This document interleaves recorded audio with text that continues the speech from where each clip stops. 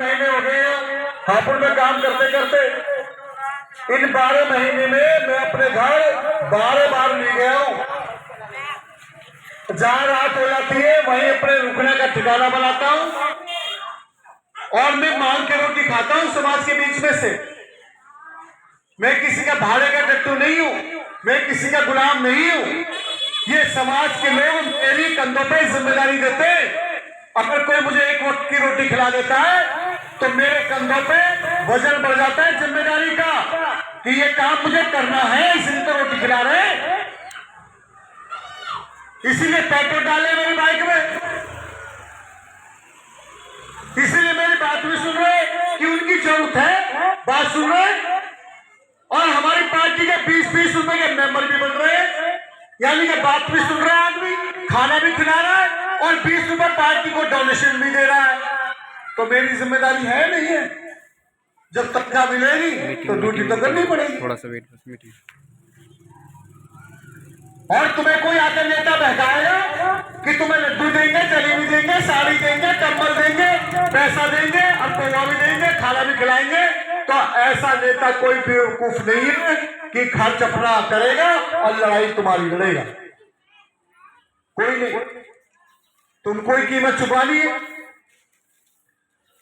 अगर तुम्हारे बच्चों को अधिकार चाहिए तो तुम्हें आजाद समाज पार्टी को, तुम्हें भाई चंद्रशेखर आजाद को, भीम आर्मी को मजबूत करना होगा। जिसका झंडा, भैया कह रहे हैं ना चोरी हो जाती है, जिसका झंडा और डंडा मजबूत है ना, जिसकी लाठी उसकी भैंस। ये झंडा डंडा मजबूत करना पड़ेगा। और सत्ता के जो सत्ता में बैठे ये खत्म हो जाएंगे। 20% मुसलमान इस देश में, 22.5% में दलित, 22.5% हो गए और मोदी की गवर्नमेंट बनी है 37% पर। जो दबे कुछ लोग हैं जिनका शोषण हो रहा है, अगर एक कौम इकट्ठी हो जाए तो सत्ता में बैठे लोग टिक नहीं पाएंगे। सुबह 10 बजे हार जाएंगे। और मैं ये फैसला करके आया हूं, मैंने अपना संकल्प किया कि हापुड़ के लोगों का मेरी जिंदगी पर कर्ज है। हापुड़ के लोगों ने बीपी मोरे साहब के साथ लड़ाई लड़ी तो हमें बोलना आया। लोग जाति नहीं बता सकते थे गांव में, डर लगता था, नए कपड़े नहीं पहन सकते थे, जय भी बोलने वाले को मार दिया करते थे, और रहने के लिए मकान बढ़िया नहीं थे, खाने के लिए नहीं था, साइकिल मोटरसाइकिल भी नहीं थी लोगों के पास में, और बढ़िया कपड़े भी नहीं थे। तो उस समय मेरे बुजुर्गों ने गरीबी में भी हमारी लड़ाई लड़ी तो हम बोलने के लायक हुए। अगर बोलने के लायक नहीं होते तो क्या आज देश की बात कर रहे होते? ये कर्ज है हापुड़ के लोगों का मेरी जिंदगी पर। हापुड़ के लोगों की बदौलत मैं बीच चौराहे पर और पूरे देश में मैं नफरती लोगों के खिलाफ काम करता हूं। जो इंसान के दुश्मन है मैं उनके खिलाफ काम करता हूं। जो हमारी भागीदारी हमें नहीं देना चाहते मैं उनके खिलाफ काम करता हूं। और भाई चंद्रशेखर आजाद ने तय किया है, जिस दिन आजाद समाज पार्टी की गवर्नमेंट बनेगी उत्तर प्रदेश में, जिस दिन भाई चंद्रशेखर आजाद मुख्यमंत्री के रूप में शपथ लेंगे,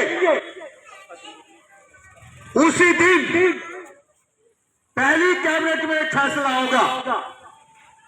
बच्चा अमीर का हो या गरीब का, बच्चा मुसलमान का हो या हिंदू का, बच्चा ब्राह्मण का हो, क्षत्रिय का हो, वैश्य का या शूद्र का, पहली क्लास से लेके 12वीं क्लास तक की पढ़ाई बिल्कुल मुफ्त होगी, कोई शुल्क नहीं लिया जाएगा और किताब भी फ्री मिलेंगी।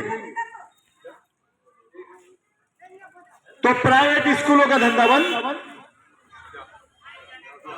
5वीं जो बोर्ड एग्जाम खत्म किया, 5वीं बोर्ड एग्जाम होगा, 8वीं भी बोर्ड का एग्जाम होगा, फिर 10वीं का बोर्ड एग्जाम होगा। जब बार बोर्ड होगा तभी तो पढ़ेगा।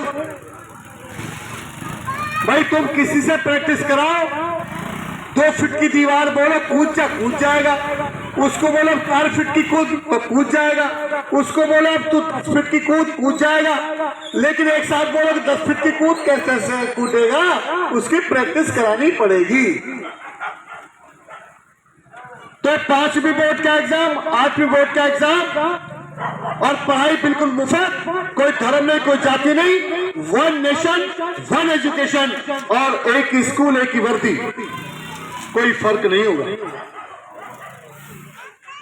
तो प्राइवेट स्कूलों पर ताला लगेगा, जो ट्यूशन फीस बिल्डिंग